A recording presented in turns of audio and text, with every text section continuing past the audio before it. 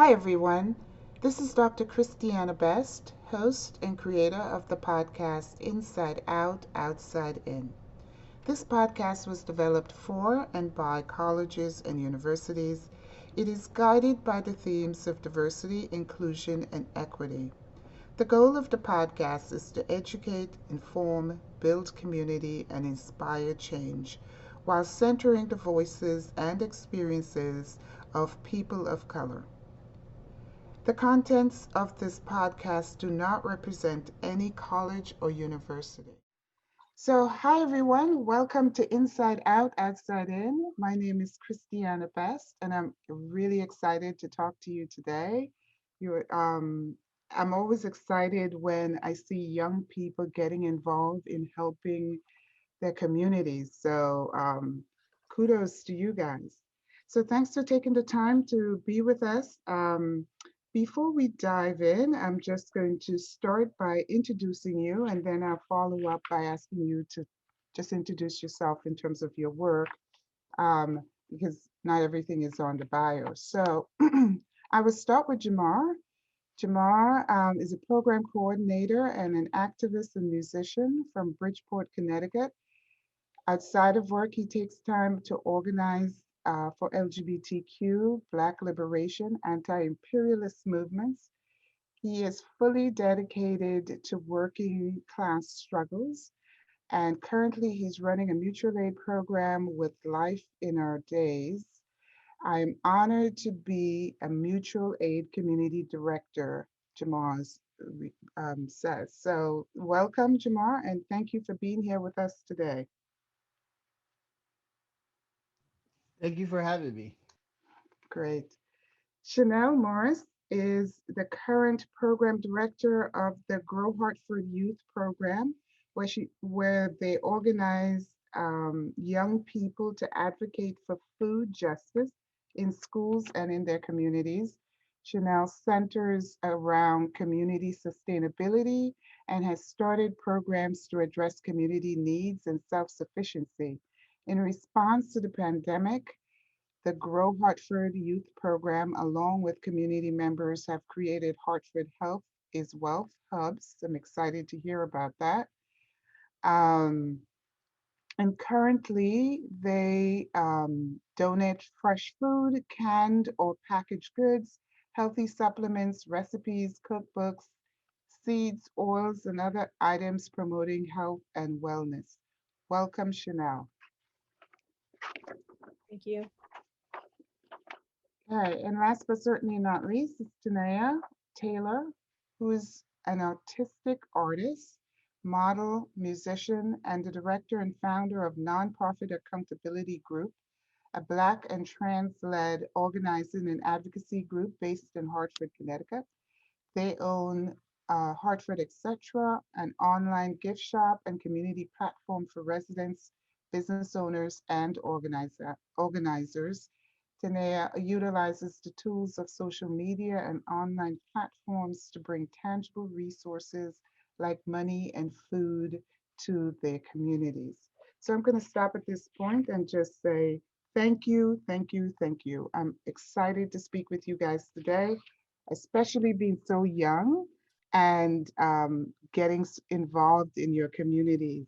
So I'm going to ask you to just take a moment and just tell us a little bit about the work you do on a day-to-day basis, and a little bit about your organization, where it's located, and what type of resources you provide that I haven't already read in your bio. So I'm going to start with Chanel, then go to Tanea, and come to you, Jamar. Sure. Hi, everyone. So, the Grow Hartford Youth Program, we focus on food justice, and we have a campaign called the 10 Slices of Justice to improve school lunch. So, that could include anything from students wanting bigger portions, better quality food, local food, youth voice, food that is cooked and not just reheated. So, those are just a few of the points that we advocate for. Um, I focus on youth development with my students. We focus on political education, health and nutrition, uh, advocacy, and also recently we are also focusing on growing our own food and sustainability as well. Um, Right. Thank you. So are you located in the schools or are your youth coming to you beyond the school confines? How does that work? Right. So typically we would have met at our office on Weathersfield Avenue, but because we are virtual now due to the pandemic, we're all meeting online. And so people don't actually have to come to the central location. Okay. All right. Um, so thank you for that. Tanaya, would you like to share about your organization and what resources you provide? Sure, thank you. That's a great Chanel. I love Grow Hartford. So similarly, I worked at Grow Hartford in the past. So I have a history in like food systems work, working at Summer Solutions Hartford. So just having experience providing, helping to provide food for my community. That's basically the work that we do at the Nonprofit Accountability Group, along with like organizing, which is also our background. So we provide like education programs, mutual aid, which is like some petty cash and like essential items that people usually can't get on food stamps. So we try to do this by campaigning and like modeling, kind of modeling programs that other organizations can adopt.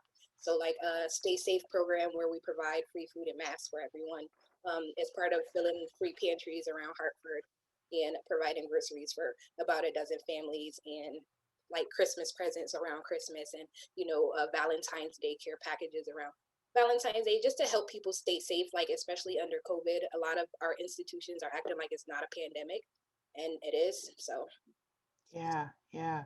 So let me just ask you, was this an organization you started on your own? What motivated you to do this?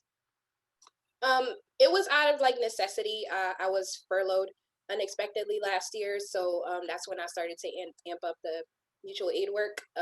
But it's just something that, as people of color, Black people, indigenous communities, mutual aid has always existed in my realm as a person living in poverty. Mm-hmm, mm-hmm. Yeah, thank you. Jamar, tell us a little bit about your organization. Yes. Hi, I'm Jamar Farmer, Jamar Jabari. I work for Life in My Days, where I'm the program, not the program coordinator, Jesus, where I am the mutual aid and community program coordinator. And what I do is basically the first thing that I was hired for was putting on events to reflect causes. Basically, like a Black History Month events, and then also Stop Violence Against Women events. And then Mm, that snowballed into me taking over for the mutual aid program part when Ahmed, who was the executive coordinator, the executive director of Life in My Days, had to go off to school in Ireland. So that's how I started off with mutual aid. And what we did is we built relationships with mutual aid groups all over Connecticut. It started off with just only small major cities like Waterbury, Bridgeport, um, and New Haven surrounding areas. And we ended up expanding without noticing that we can create a software where everyone from all over the state can contact the software and they be able to put in the software what they need, and we are able to expedite those calls to get the information over to whatever town they're in. And so the mutual aid group, the grassroots group that's in that town, will be able to help them. So that's something that I do almost on a day-to-day basis with helping them basically expedite these calls and calling people all over the state, which is just absolutely. Um, at first, I thought it was going to be overwhelming, but Connecticut's a small state, so I think it'll be worse than Texas. So, it could be overwhelming, but it's also great resource to have a connection for everyone around Connecticut. We also do a transformative justice courses as well too at Life in My Days, and We also do family sponsorships, which we're trying to revamp. I don't know if that's continuing right now at this moment, but we are looking to continue that very soon in the future. And Life of My Day started from a group of refugees from, I believe, they were Palestinian. I don't know if they were from West Bank or Gaza, and then ended up having a chapter in Jordan, the country of Jordan, and then later on having a chapter here in Connecticut. And we're about 6 years old. Our birthday, our anniversary is actually going to be what today date is. In 2 days, February 21st is the sixth anniversary of Life of My Days here in Connecticut. So Okay. yeah, and we focus on working class issues as well too. I myself identify as a Black Pan African socialist, and a lot of my work, I try to make sure that it shows that the working class has so much in common, and there really shouldn't be left or right. It should be what the working class power can have. That's Okay. what. I, Well, thank you. Thank you for that. Chanel, I'm coming to you now and I'm going to ask you to tell me what was your inspiration for this work? Um, Well, in general, activism is something that I've always been interested in since I was young in high school. Learning about the working class struggle, being a part of the working class struggle, being an immigrant, an undocumented immigrant, um, having family members be a part of the incarceration system, foster care system. These things have affected me deeply. So, ending up in a field where I am constantly working um, to eradicate the injustices that we face. That is where my passion lies. So that's why I am in this work, and I'm glad that we're Grow Hartford is able to take a step in the direction towards mutual aid, which I think is so important right now. And just having conversations with my young people and community members, we were able to create the Hartford Health is Wealth hubs that you mentioned in the beginning. And so that's new, and we hope to have 10 implemented in just a few months. And so that's a big goal. But the idea is that everybody deserves food, and everyone has a right to their health. That's why we have the emphasis on health as wealth. And so, yeah, that's just in general where the direction that we're headed in, kind of making our community a healthier community, especially in the midst of a pandemic where Black and Brown people are being, um, you know, falling victim. Disproportionately, Exactly, being yeah, disproportionately affected. impacted. Yeah. And it has to do with, one second.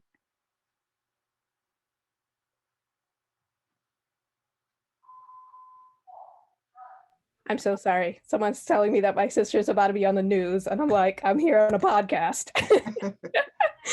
So, Yeah. sorry about that. So you're gonna miss us. So yeah, tell us a little bit more about the Health is Wealth Hub. That's where you were. Right. Grow Hartford was given a grant to respond to the COVID-19 crisis, and we wanted to do something in the community that was kind of long lasting and more sustainable. We have in the past given out gift cards and checks to different community members that the youth Mhm. had identified as struggling in the community, especially in March when the pandemic just hit. So we did that, but we also wanted to do something a little bit more long lasting and impactful and engaging. So we created bi-weekly community conversations um, that my young people lead. Some of them are here in the meeting right now. So they facilitate those conversations, they lead those conversations, and we created 3 priorities, which was education about food and access to food and healthy food in general. Um, so education, access to healthy food, and then the third priority was strengthening community partnerships and relationships. And Mm. so we had a bunch of different ideas, but we had to do what was feasible. So we're creating these health hubs, hopefully 10. And then we're also giving out garden beds. So right now we have a garden bed program, so that Hartford communities and residents are able to grow their own food. And so that's all in the works. And with the health hub, I really try to emphasize healthy food. Of course, um, I can't control what other people put in there, but I do my best to get food that is organic, healthy, high fiber, high protein to Mm-hmm. sustain the community. Because a Mm-hmm. lot of the food that we have access to in the stores are processed, packaged, no nutritional value, and in many ways toxic to our bodies. And even if you go to the food pantry or anywhere that they're giving out free food, you're getting the same type of empty calorie foods. So my goal is to really put more healthy food into the community. And so if I have to travel further away to get that, that's what I do. Right. Thank you for that. So I'm coming to you, Tanea. You mentioned this, so I'm going to zero in on it. You talked about mutual aids being historic in the Black and Brown communities. And we know that particularly in natural disasters, mutual aid tend to, begin or start or just it was right there to help the community that is impacted. But most of all, we know, particularly during the Great Migration, that there were many mutual aid communities that started to help folks who arrived from the South, escaping Jim Crow in the North, Midwest, and West.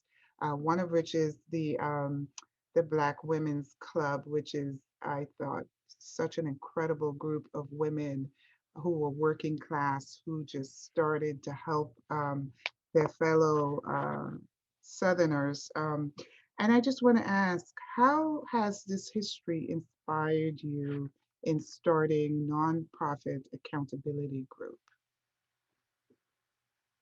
That's great. And that was a little bit of a history lesson for me, the Black Women's Club. I'm like writing it down. I'm like, oh, I gotta look at that because Yeah, we definitely have yeah. adopt something.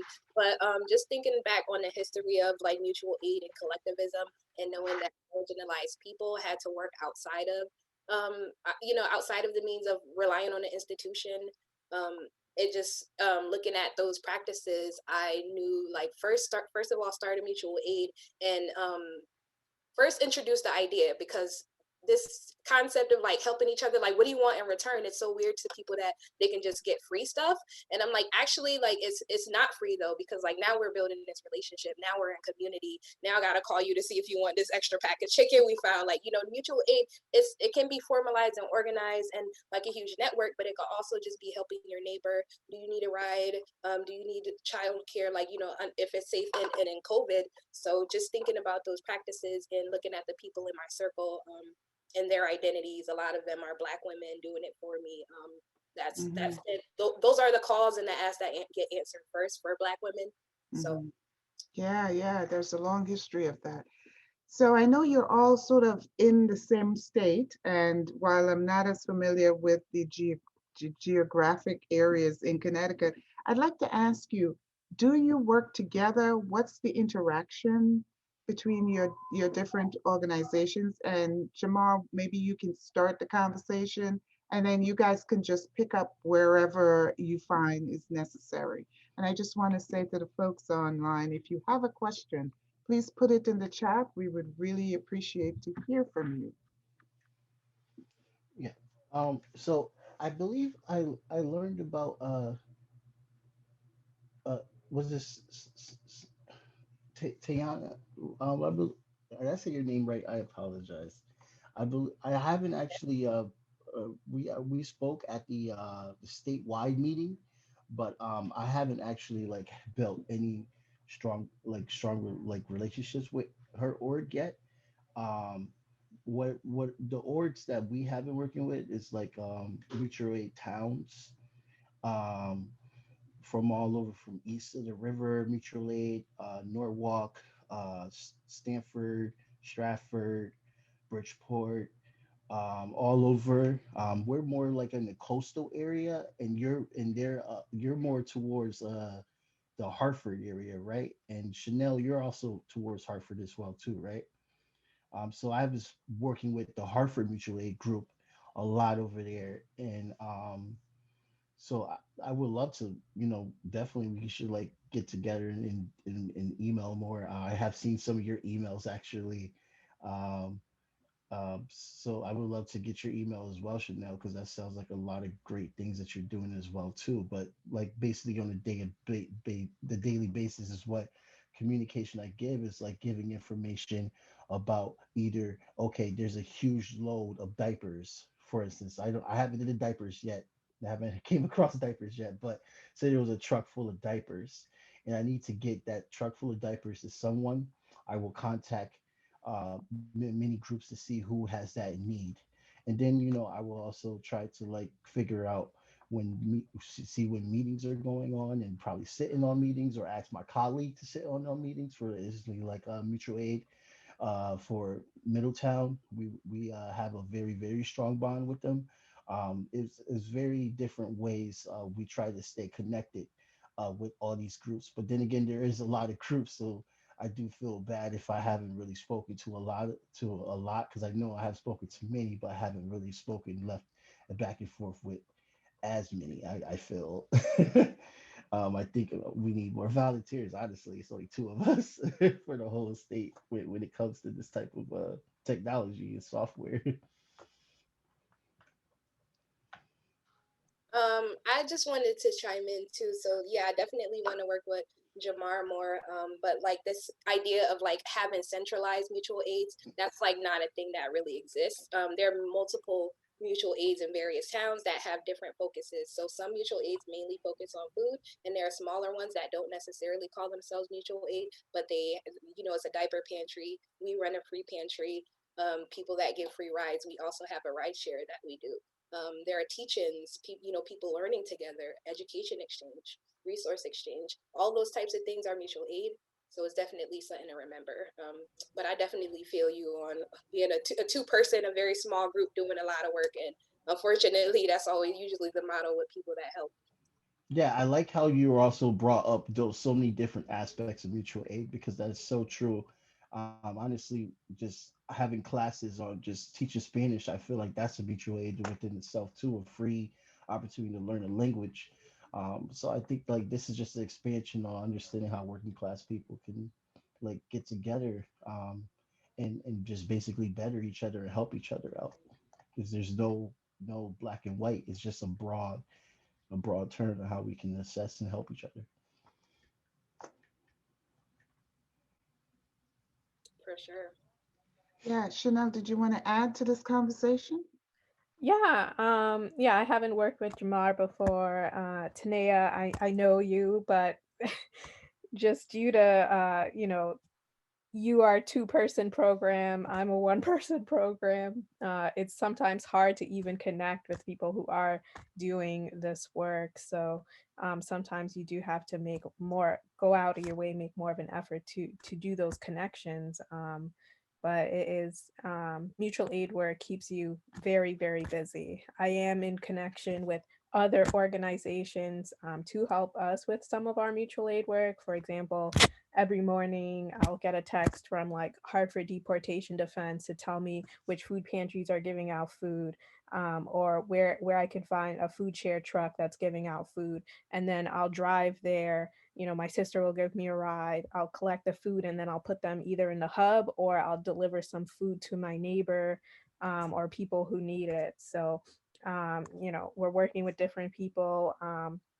I'll let Blue Hill Civic Association know some of the things that we're doing, reach out to, you know, the leader over there, Brother Lovejoy, see if his students need anything, if they can volunteer, if we can assist them in any way, make sure that, the groups that we are in contact with are good.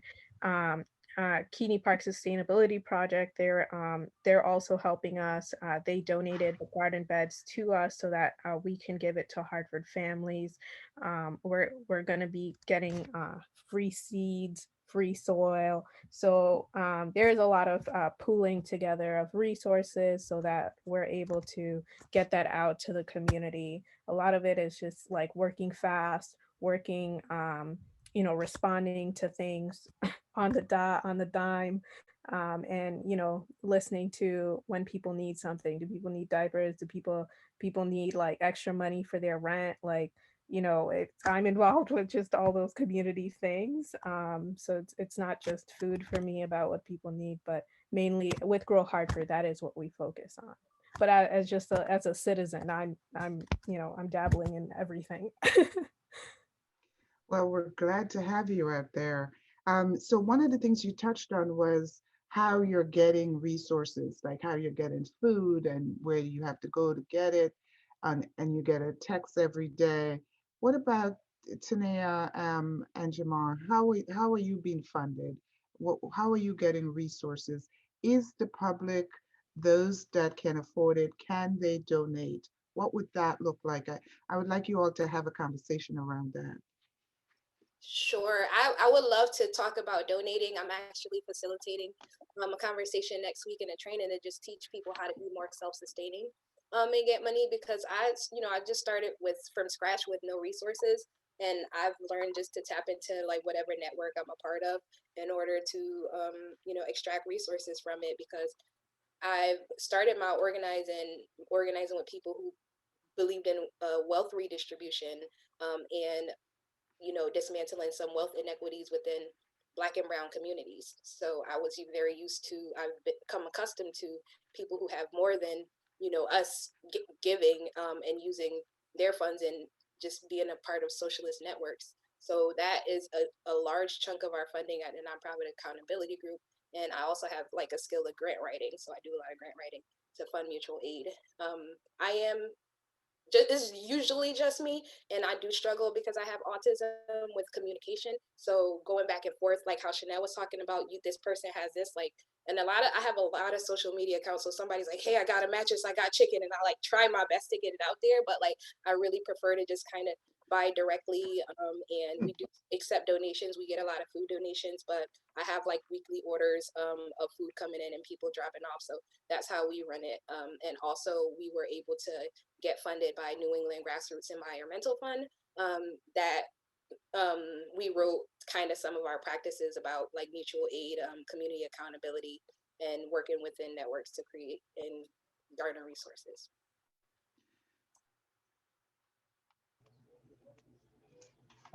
So what we do, Life of My Days, we started with a staff of two people. It was first Ahmed, and then myself, and then later on we ended up with having a staff of about six people. And basically we have people that write grants, we have people that run programs, we have people that fundraise. Actually, the whole entire team is fundraising now. I can send the information over or send an email. We're basically trying to raise $30,000 in these 2 months to go towards the We Shelter Us, to help housing, especially housing for trans people. Um, and we're also fundraising to just keep, the nonprofit afloat, and also is looking for a lot of more grants as well too. There's the grant writing is never ending. It'll always be grant writing.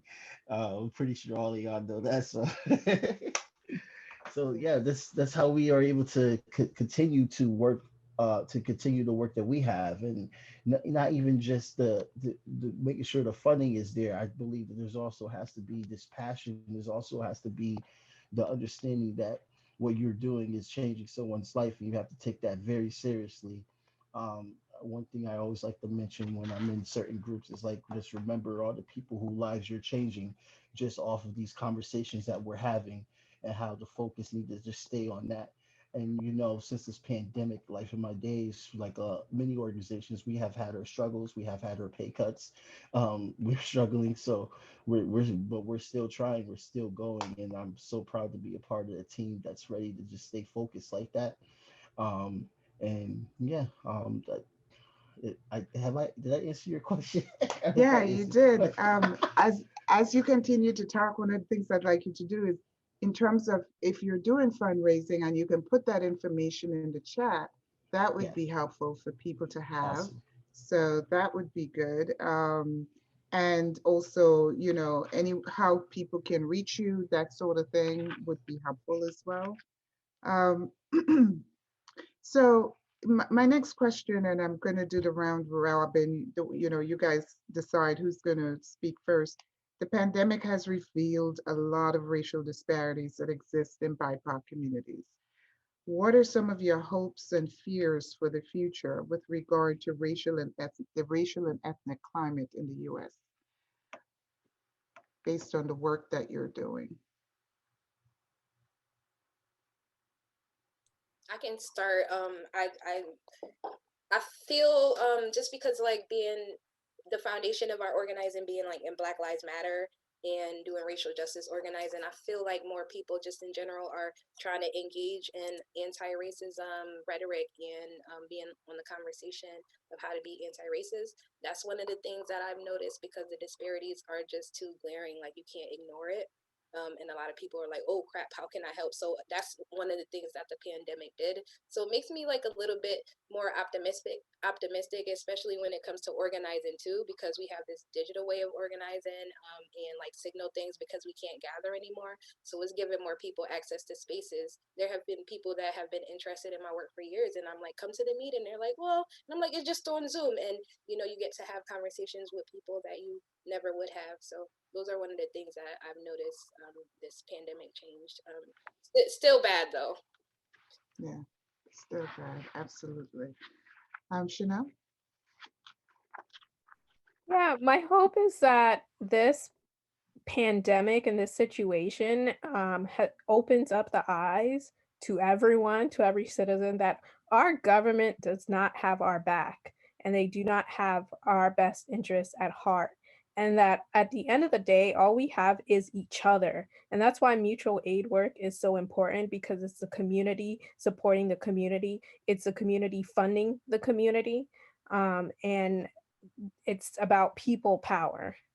And so I think that there's been a lot of illusions that are being dispelled right now, and people are opening up their eyes. And so I'm hopeful for that. Just the fact that you know, our government has constantly given out food to our communities that is toxic, that has caused low immunity among our people. Um, and yet there's this rhetoric that they care about our health all of a sudden.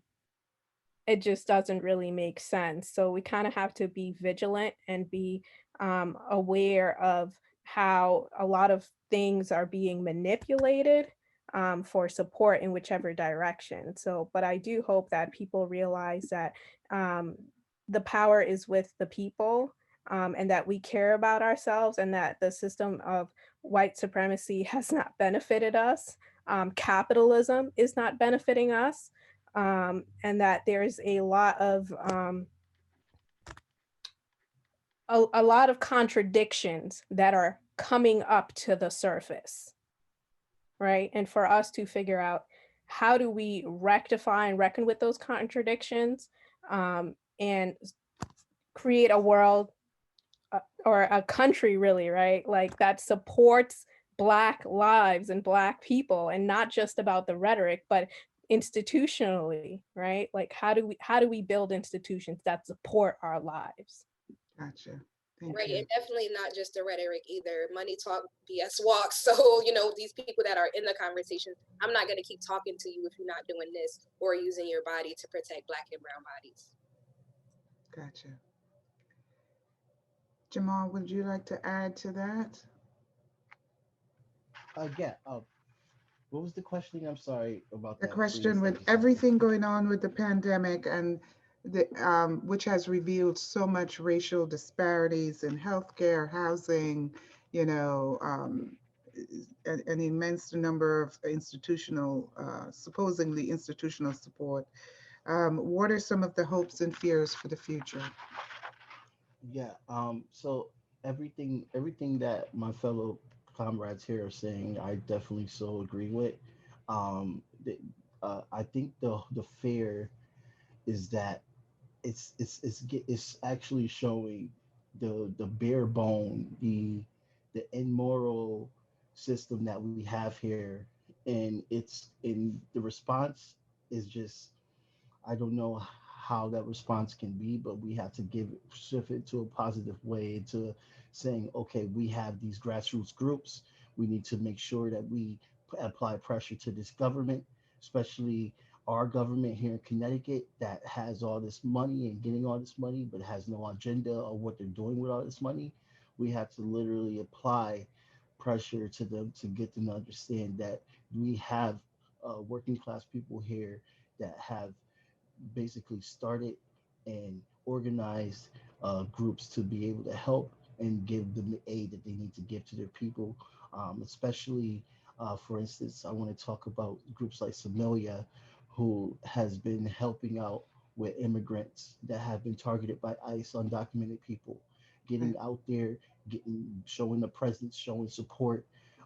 These are the kind of things that needs to be uh, taken to action in order for us to do well during this pandemic, because the government has already shown that they only want to do the bare minimum for helping us.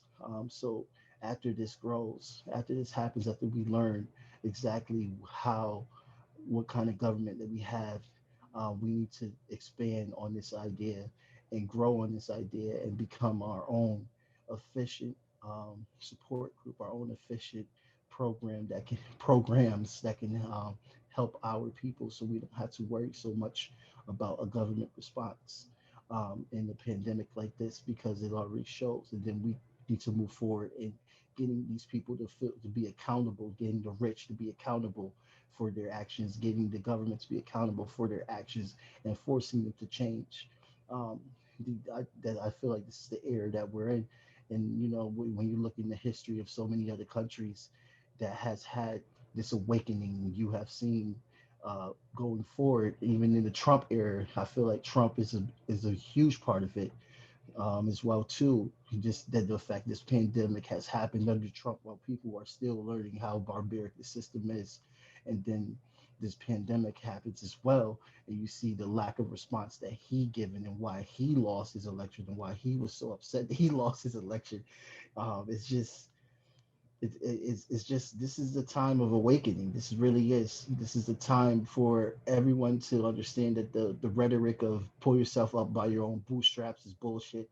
I'm sorry. I don't know if I'm allowed to curse, That's fine. That's fine. but it's just Yeah, you have to go with the authenticity here. yes. But it's just that type of rhetoric. It's never was positive, and it never actually helped us move forward. And now it's time for a rhetoric of what can we do as a people, especially as Black and brown people. How can we do this? Look at people like Fred Hampton, for instance. I bring him up because of the movie, but the work that he did, Hmm. there's a reason why they tried to get him. The Rainbow Coalition was so strong, and Right. it showed a oneness between us that needs to continue. Yeah. Thank you for that. Chanel, you talked about the power of the people. How does that translate into political power? Do the people need to have political power? What would that look like? That's a great question. um, I do believe the people need political power, but within their own party and on their own terms. I think that it gets very um, it's easy for a regular average person to get corrupt within the system because it is so based on oppressing other people. That is the nature of capitalism, right? It is Mhm. based off of the exploitation of the working class domestically and abroad. So if we are to level up in that system, we're leveling up to be on some points to be the oppressors. So it's, to me, it's about how do we dismantle a system that does not work for human beings or for all human beings, but privileges only a few? Can we gain power in a whole, can we invest in a whole different system and then have political power within that new framework? We need a new framework, essentially. Gotcha. Thank you. Tanea, I'm going to ask you, with everything going on, many people are feeling overwhelmed in the face of what's happening, both in terms of the coronavirus and the political situation, right? We just experienced an insurrection. So there's a sense of powerlessness around. Could you suggest some ways in which college students, for instance, or students in high school can make a difference? That's a great question. And I know that you said like high school and college, but health is a huge thing. A lot of young people are not sure how to take care of their bodies. Some people do drink underage. So, I urge people to stay away from alcohol and substances. And just in society, we kind of consider, things like weed and like, coke or whatever, drugs, but there's also things like sugar, salt, like just not taking care of your body, not drinking water, being dehydrated. Those are addictions too, being people sleep deprived. I'm in communication with a lot of high school and college kids, and I see them posted in messages all hours of the night, and like I understand because I struggle with mental health. Insomnia is real. All these things are real. So I I feel like a robot sometimes, but it's the only thing that keeps me going, is just to be on a rigid schedule of like drinking water, getting some sun, doing my work, like writing. I have to schedule when I'm doing art. And that's something that I worked into Nonprofit Accountabilities Group program. We have weekly, monthly programming, study hall every Thursday, so we can all just try to get our work done for 2 hours. Mental health hours, so we can all do a mental health check-in for an hour a day. You can come and do whatever you want. Have your camera off, listen to music. It could just be a podcast for you. We also do like art workshops. Those are open to youth. If you're seeing this, just check out our page. All of it is free to drop in on Zoom. I know people are zoomed out, so I also suggest you can just come and use the dial-in function and just listen if you want. So, just try to stay on schedule. And I know organization is a privilege, especially under capitalism. Like if you want to be like organized and have a neat space and all these things, especially when people are in like insecure housing, they don't have the resources, they don't have the food to even eat healthy. A lot of people have messed up pipes, so they don't have water, and the price of water is going up because water is being commodified and privatized. So, all of these other things. So, like, do your best. All of the things that are named are definitely a privilege, and that's unfortunate. That art is a privilege. Having like a space is a privilege. Having water and fresh food is a privilege. But, if you can try to get in touch with these mutual aid networks that we're talking about here, or even me, 833-2600, like I will try to give you some food and water and a little bit of cash if I could. But like, we can't rely on the government. We can't rely on these systems, and don't think that you could do it alone. Isolating is too easy right now. Isolating and, not being in community is easy and involuntary. So, find a way to talk to people. Thank you. That was a great response. I really appreciate it. I just want to mention that Jamar put some information about fundraising in the chat.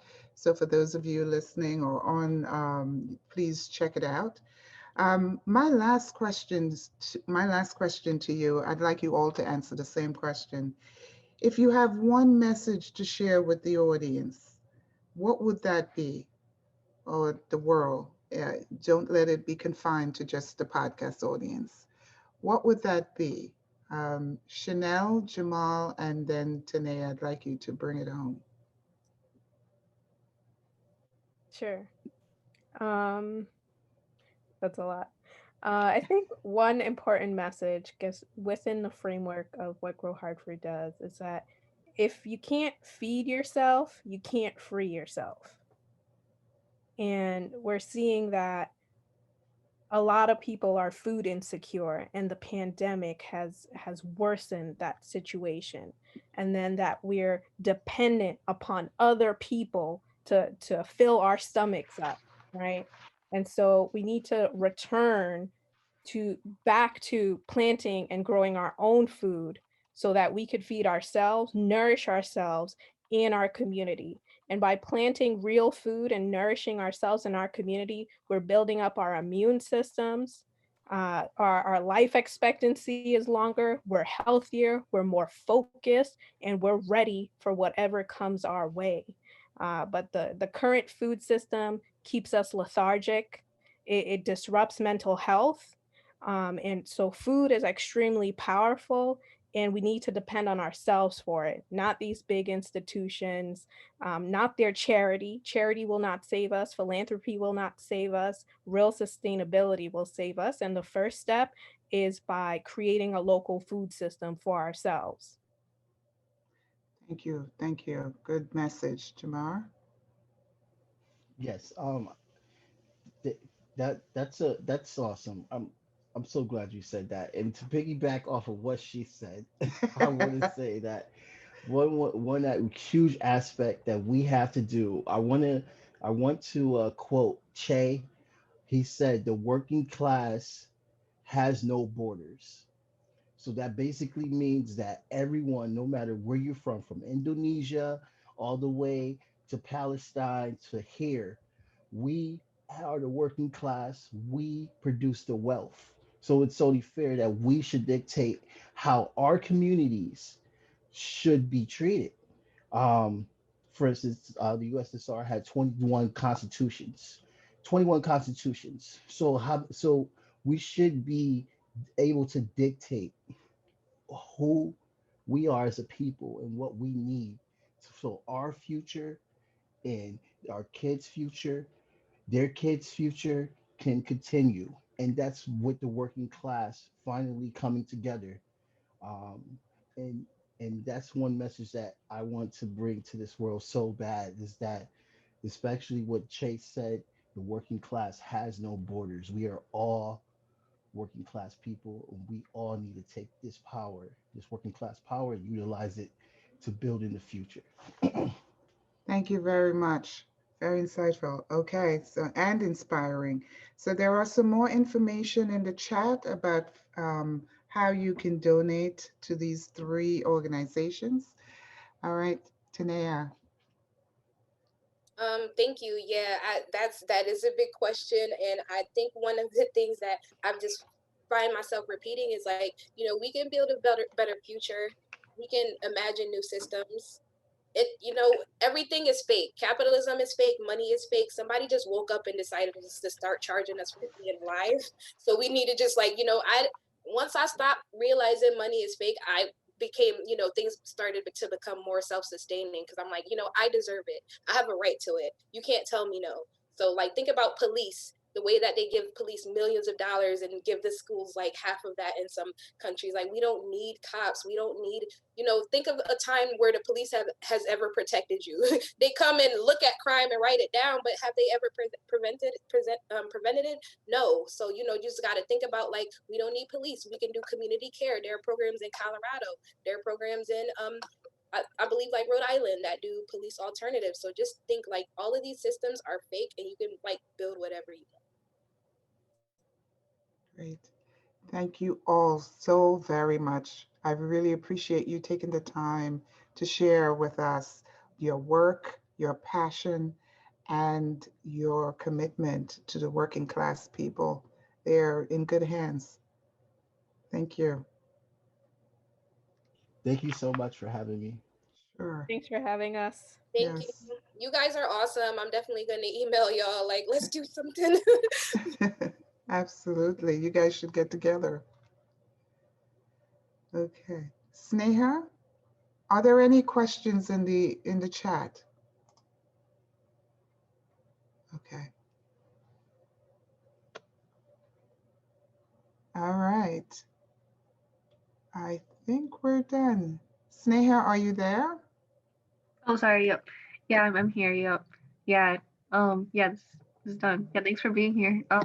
Thanks for what everyone said. Yeah, I really appreciate everyone here because I think another thing is um, like there's just like a lowering of ego, right? That is with all three of these people, and like that's something I think a lot of people can do. And like I know with Tanea specifically, but I'm sure the other two too is like so if someone gets like power, Tanea will call them out and call them in, which I think is awesome because some people don't want to get called in when they get power and they're just like manipulating it with that. But I think that's awesome that, like accountability is awesome. And that's something that I see with all three of people here. It's great.